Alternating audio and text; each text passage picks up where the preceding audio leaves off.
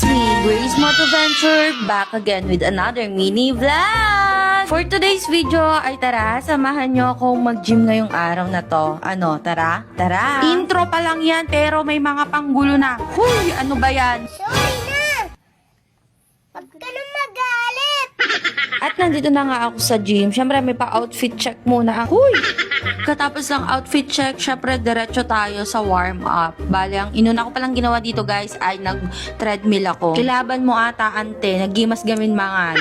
Hoy, walang ganon. Pero totoo, tignan nyo naman yung tinaba ko ngayong meron sila mama. Bale, nag-walking lang ako sa treadmill ng mga 1 oras. Tapos, yung rest ay nag-back at saka arms ako dyan. Kung makikita nyo guys, wala akong coach. Nag-try lang talaga ako na mag-workout na walang coach. Bida-bida kasi ang above na to for today, kaya pagbigyan nyo na para bang hindi ko alam kung tama pa ba yung mga position na ginagawa ko dito sa part na to.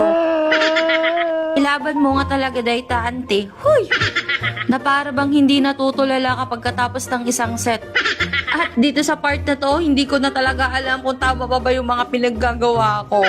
Na para bang hindi na makakabalik bukas ang itsura. At kung tatanungin nyo kung saan ako nag-gym, huy, saan pa nga ba? Dito lang yan, sa Genetics, San Antonio, Herona. At kung gusto nyo mag-inquire sa kanila, ilalagay ko na lang yung Facebook page nila dito sa screen natin. Pagkatapos kong mag-workout dito ay lumabas ako kasi inaya nila ako na magtimbang daw kami ng mga weight namin. Pagkatapos namin nagtimbang, ayan, nag-video-video na muna kami dyan. Thank you so much po! Thank you so much din, Sir Amor, sa binigay mong mga cookies sa amin. After ng workout ko, ay umuwi na din ako at ipagluluto ko pa sila mama ng lunch. So, ang lunch namin ngayon ay nilagang baka na buto-buto. Kasi yan yung request ni mama. Kaya, ayan, pinagluto ko sila. Yung pagod ka na nga, nag-gym, tapos ikaw pa magluluto ng lunch, tapos wala ka pang lambeng, aray ko.